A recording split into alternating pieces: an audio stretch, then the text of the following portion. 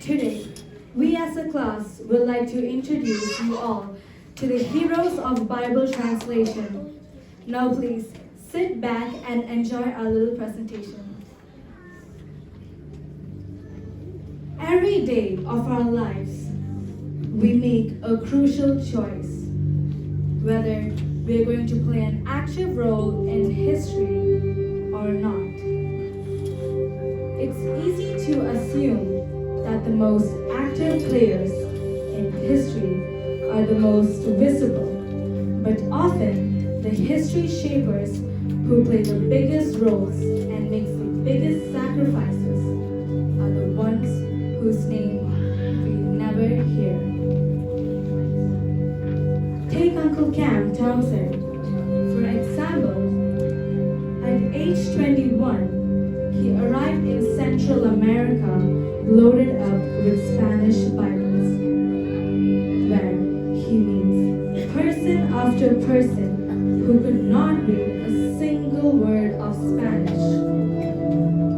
One man he met sarcastically asked Cameron, "If your God is so smart, why doesn't he speak my language?" This cutting remark left Cam with a scar, one that would never heal. It interrupted the course of his life. Translators tend to be anonymous people, and if their work is done well, they remain invisible. As a result, the heroes who have allowed us to read the book we call the Bible have remained largely unknown and unthanked. This is their story.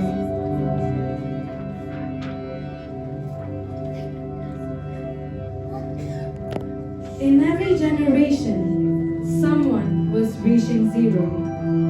17,000 years of men and women who believed translation was something worth dying for. Because while the process of translation is arduous, it's also dangerous, an act of beautiful revolution. These courageous hearts imagined a day when there will be zero languages without scripture. It stands to reason that at some point, when faced with adversity, a person will quit, pack up, and go home. Not William Carey.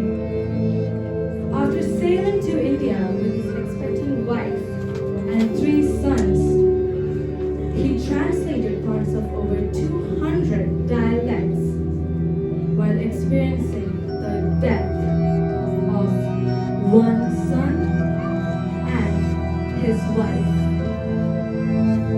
Yet, he was quoted saying, "Expect great things from God and attempt great things for God." Even in the late 20th century, while the pace of translation accelerates, the story remains the same. Translation is an act of sacrifice. We see translators working in refugee camps, in war zones, translators kidnapped and killed.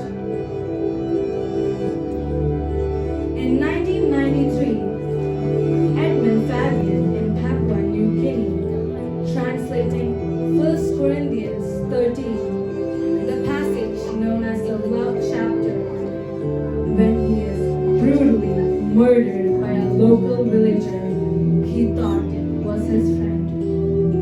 Just a few years ago,